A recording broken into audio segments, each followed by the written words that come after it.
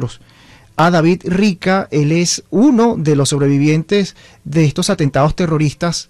Y también está con nosotros la doctora Cristina Balinotti. Ella es experta en temas de psicología social y familia.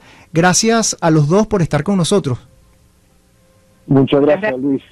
Un placer escuchar tu voz otra vez. Gracias. Gracias también, doctora, por estar con nosotros. Feliz tarde. Feliz tarde. Un gusto estar con ustedes. Gracias. Bueno, vamos primero a conversar con David. David, ha sido, nos imaginamos, muy duro para ti. Y además cuando escuchas este tipo de noticias, este tipo de tragedias, esta que ocurrió con el desplome del edificio, ya han reportado 16 personas fallecidas, hay 147 aún desaparecidas. Esto no se trató, por supuesto, de un ataque terrorista, pero, por supuesto, el trauma entre los sobrevivientes, también que alcanza a los familiares. Tú sí estuviste en un ataque terrorista, estuviste además en el piso 73 de la segunda torre que colapsó, de las Torres Gemelas. Vamos a conocer primero, pues, un poco de tu testimonio, de tu experiencia. Estabas allí muy temprano en la mañana, ¿y qué fue lo que sucedió? Bueno, Luis, como siempre yo llegaba temprano porque yo era nuevo, quería entrar temprano, hacía algo de trabajo, y como otro día estaba leyendo el diario y haciendo unas cosas en el computer, en la computadora, y como un día vimos las luces que se apagaron y se prendieron rápido. Yo creía que era un aire acondicionado o algo que pasó con la luz. No creía nada.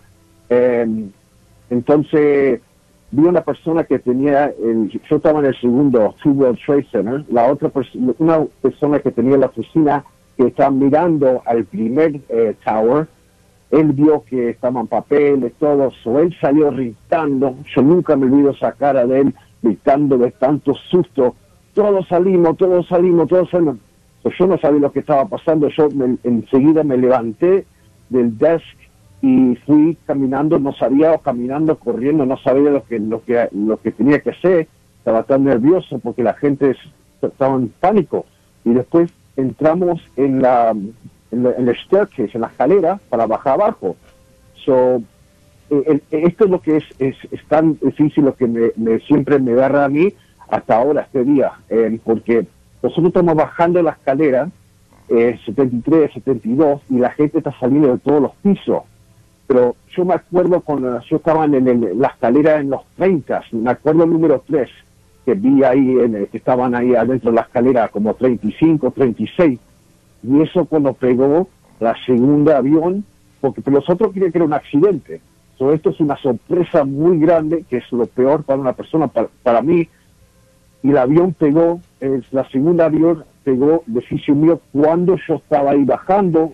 No sabía lo que estaba pasando, nos caímos todo al piso, vimos el edificio que se movía, dentro ruido, las alarmas, la gente en el piso, un pánico horrible, terrible. Yo pensé a llorar, tanta datos te puedo dar, pero yo lloraba, mi familia, perdóname que si hice algo mal de ustedes, y estaba ahí y bajando de piso a piso lo más que podía, y el edificio se estaba moviendo de la izquierda a derecha, y escuchaba el ruido y como se estaba rompiendo el steel.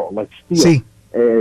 ¿Cómo se dice steel? Se estaba rompiendo eso, y vi olor a fuego, a humo, y gracias a Dios por mí, pero no por otra persona.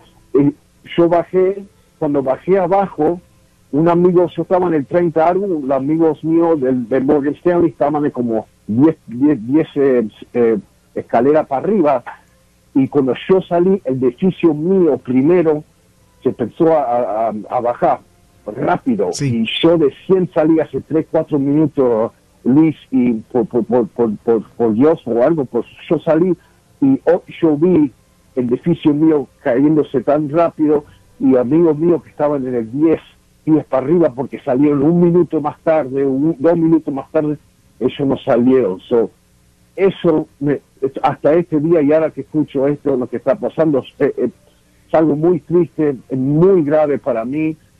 Yo tengo post-traumatic syndrome disorder siempre, pero lo estoy haciendo muy bien porque tengo terapia, doctoras y todo eso, pero esa es la historia mía, y y lo que está pasando ahora trae algo para... Sofi, quiero aprovechar la oportunidad también para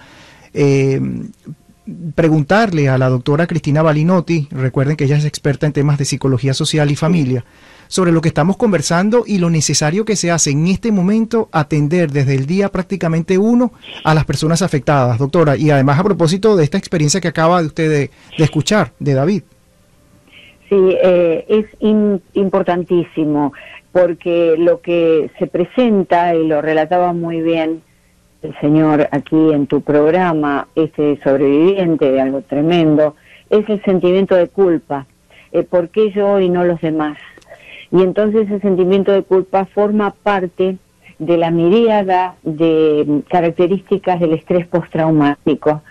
Y el estrés postraumático es negativo, hay que procesarlo lo más rápidamente posible dentro de estas circunstancias, porque el individuo está siempre en un estado de amenaza, en un estado de huida o ataque. Siempre hay algo que me va a atacar, me tengo que defender, y también, o huyendo de eso, también es otra. Vemos, por ejemplo, la huida de muchas personas en este lamentable colapso del edificio, que niegan que esto ha sucedido, ¿verdad?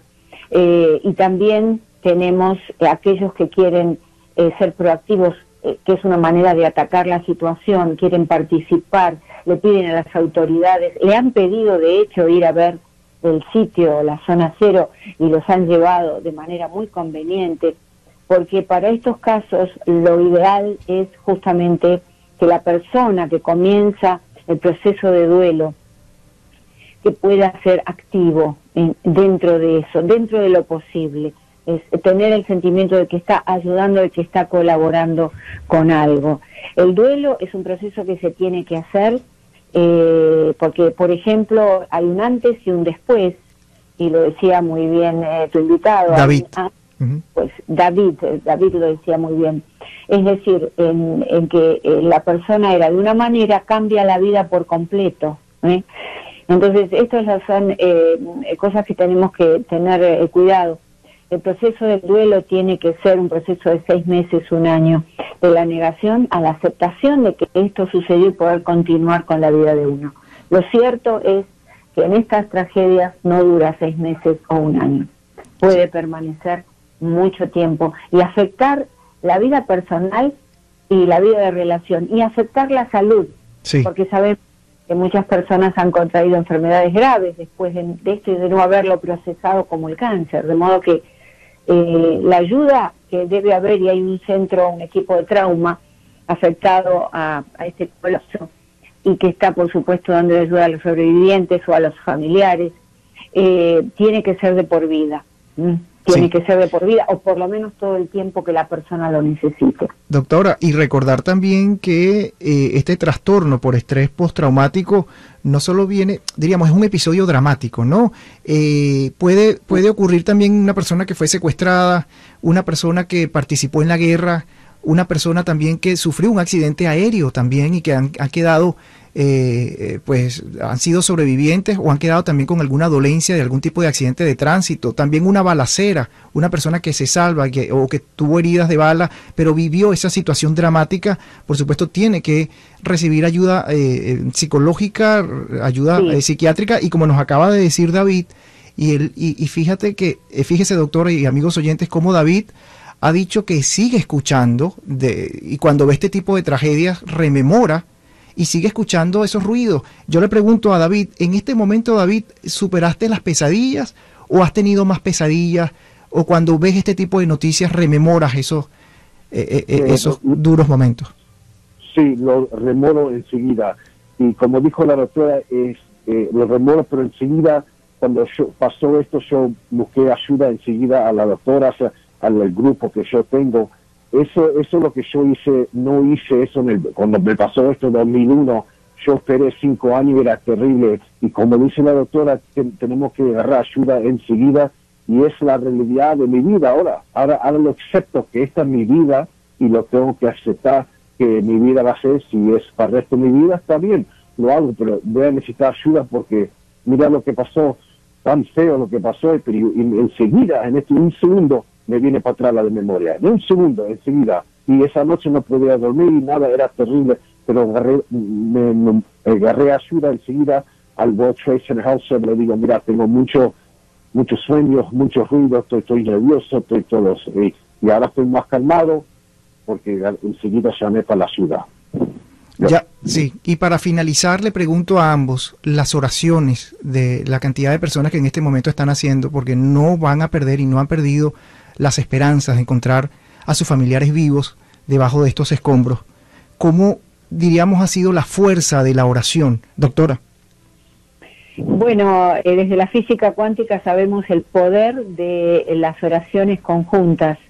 Antes estudiaba desde el ámbito de la religión, ahora vemos que es una necesidad humana, porque somos seres energéticos y esas oraciones generan energía de amor, energía positiva que se envía, porque estamos constantemente enviándonos energía, aunque no nos veamos, compartimos todo eso. Y ahí que es muy importante continuar con esta cadena de oraciones, ya no por una cuestión religiosa, que sí lo es también, sino por una cuestión fundamentalmente humana, que hoy en día la física cuántica descubre. Sí. De modo que esto es importantísimo. Y déjame decirte otra cosa importante, y es que el trauma nos cambia, porque todo el mundo habla de los traumas del cuerpo, de quebrarse un hueso, por ejemplo, que tiene solución. Pero cuando la mente se quiebra ante un evento como este, es muy difícil de solucionar. El trauma significa herida, conmoción, es una herida literalmente, como la herida que podemos tener en el cuerpo. Y entonces por eso necesitamos, así como vamos al médico a solucionar una herida del cuerpo, sí, ir a un psicólogo para solucionar esas heridas tremendas de la mente. Doctora, muchísimas gracias por estar con nosotros, muy amable. No, gracias a ti.